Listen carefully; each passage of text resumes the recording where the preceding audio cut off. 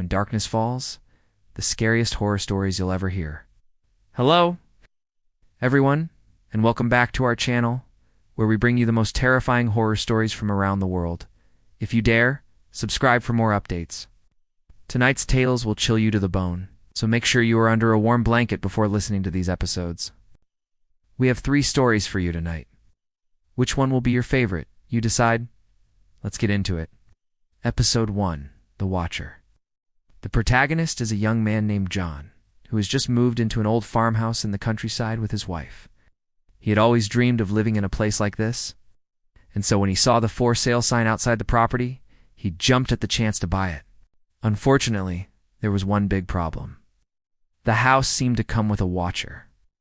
After John and his wife moved into the house, they began to notice strange things happening around them. At first, it was just small things. Doors would open and close by themselves. Sometimes they would hear footsteps in the attic or the basement. But then things started to get worse. They began to find scratches on their walls and furniture. And sometimes they would wake up in the middle of the night to find that their bed had been shaking. They tried to ignore it at first, thinking that it must just be settling in the old house. But then they found some old diaries in the attic that told the story of a woman who had lived in the house over 100 years ago.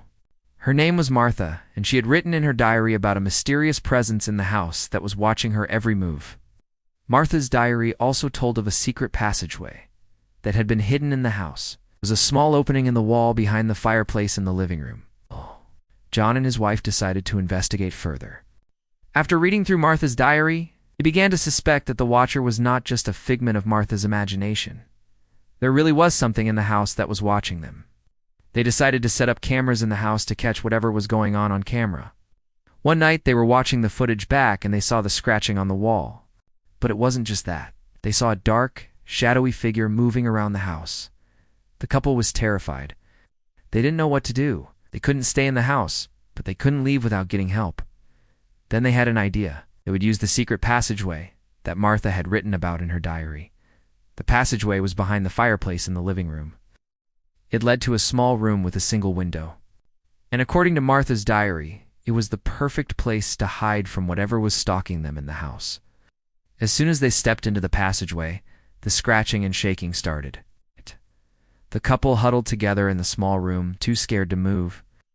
Then they heard a loud crash followed by footsteps near the passageway. Whatever was stalking them had found them.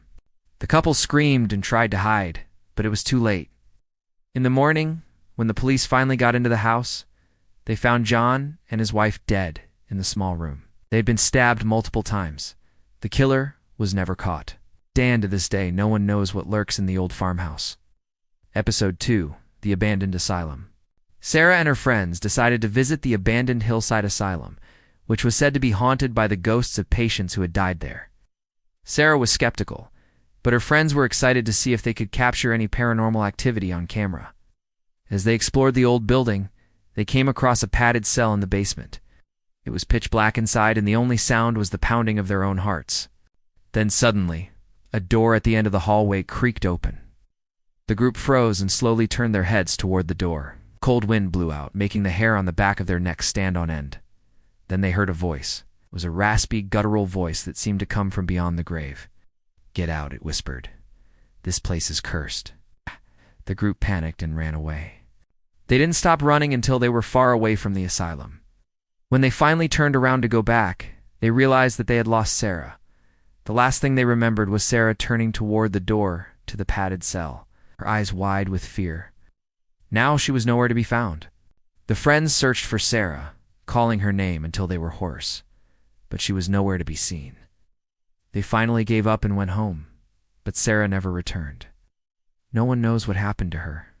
Some say she is still trapped in the padded cell, while others believe that the ghost of the asylum took her with it. Episode 3, The Ritual. A family was hiking in the woods when their 12-year-old son got separated from the group. The parents searched for their son for hours, but they couldn't find him anywhere. Just as they were about to give up hope, they saw a clearing in the trees ahead. And in the middle of the clearing was a pentagram drawn in blood. The parents knew that their son had been taken by Satanists and used in a ritual sacrifice. They raced toward the pentagram, but it was too late. Their son was already gone. In his place was a small wooden box.